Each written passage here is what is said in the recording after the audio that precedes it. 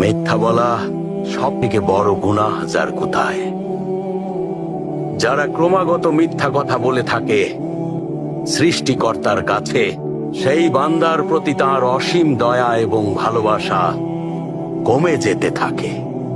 ও প্রতারক গোপনে শিরক করে। রাসূলুল্লাহ সাল্লাল্লাহু আলাইহি ওয়াসাল্লাম বলেছেন, কিয়ামতের দিন এই ধরনের গুনাহগারদের সবার আগে বিচার করা হবে।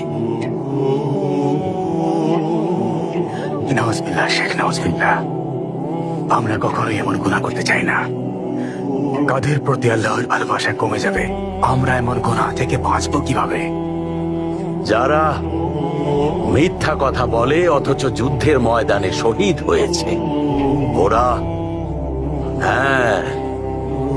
ওরা বলে আল্লাহর পথে, আল্লাহর সন্তুষ্টির স্বার্থে আমরা শহীদ হতে পারি, কিন্তু আসলে এসব বলে প্রতারণা করে। ওরা শুধু সবাইকে দেখানোর স্বার্থে যুদ্ধের ময়দানে হাজির হয়। ওরা আসলে আল্লাহর পথে শহীদ হয় না, নিজের নফসের কারণে মারা যায়। এসব গুনাহগারদের কিয়ামতে সবার আগে বিচার করে জাহান্নামে পাঠানো হবে।